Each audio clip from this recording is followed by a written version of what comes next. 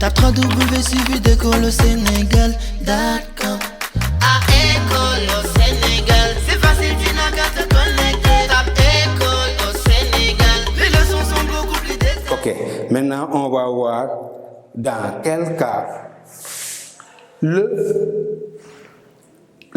transformateur est abaisseur ou il est élévateur. Pour ce faire, il faut calculer ce qu'on appelle le rapport de transformation que l'on note M par exemple. Donc, pour voir que mon transformateur est éleveur ou abaisseur, je dois calculer le rapport de transformation qui est égal au rapport des nombres de spire N2 sur N1 égal à U2 sur U1. Que représente N2? C'est le nombre de spires du circuit secondaire. Que représente N1? Le nombre de spires du circuit primaire. Que représente U2? La tension efficace aux bornes du circuit secondaire. Que représente U1? La tension efficace aux bornes du circuit primaire. Ici, comme il y a U1, donc on a ici une tension I1. Et là, on a une tension I2. Et ici, c'est aussi égal à I1 sur I2.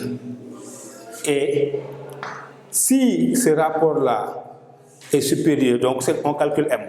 Donc M, le rapport de transformation est égal à N2 sur N1 égale U2 sur U1 égale à I1 sur U2. C'est bien I1 sur U2. D'accord. Maintenant, si je calcule et je me rends compte que la valeur que j'ai trouvée M est supérieure à 1, dans ce cas, mon transformateur est éleveur ou bien élévateur pour certains, c'est la même chose.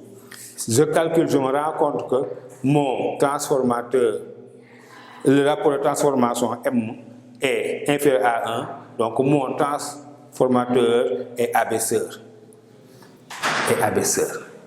Ok, c'est bon, c'est comme ça qu'on démontre qu'un transformateur est éleveur ou abaisseur. Mais ici, chers élèves, U2 et U1 sont les valeurs efficaces des tensions d'entrée et de sortie. I1 sort, entrée, I2 sortie. Maintenant, si on avait, ça c'est important, si on avait injecté une tension continue, le transformateur ne va pas répondre. Ça veut dire quoi? Le transformateur n'agit pas sur une tension continue. Il agit sur une tension variable.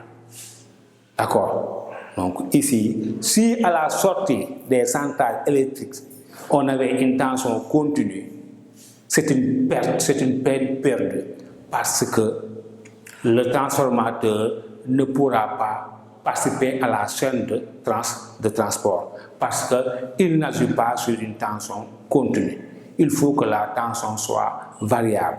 Et ici, elle est alternative sinusoïdale. Donc, ça c'est important. Le transformateur n'agit pas sur une tension continue. Il n'agit que sur une tension variable. Par exemple, une tension alternative sinusoïdale. D'accord, ça c'est important.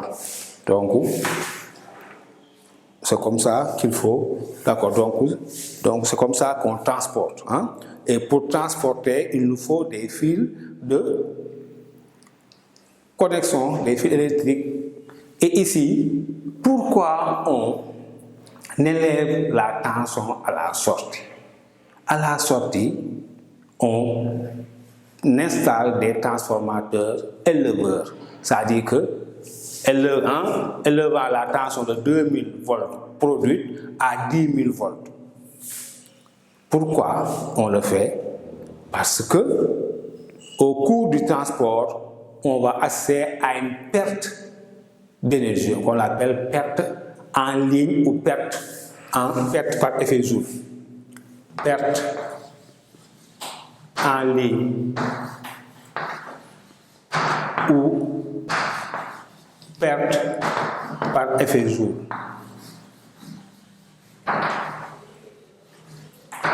perte en ligne ou perte par effet joule. Donc, pour réduire les pertes, parce qu'au cours de son trajet, il y a de l'énergie électrique qui se perd à travers les fils électriques. Maintenant, en augmentant, en élevant cette tension-là, cette tension électrique-là, les pertes vont devenir minimes, négligeables. Donc, c'est pour ces raisons. Donc, si on avait abaissé, on participerait aux pertes. Donc, l'énergie électrique pourrait se perdre avant de venir dans les habitations. Mais à la sortie des centrales électriques, l'énergie électrique est élevée par un transformateur éleveur. C'est pour réduire les pertes en ligne ou par effet joule. Ça veut dire quoi? Les pertes effectuées au niveau des fils électriques qui participent à la chaîne de distribution. C'est ça, hein? Il faut ça aussi, c'est important. Il faut bien retenir. On élève la tension à la sortie des centrales électriques pour réduire les pertes en ligne ou les pertes par effet joule. C'est bon? Ok. Maintenant, après cela, on va voir comment l'utiliser de façon très simple.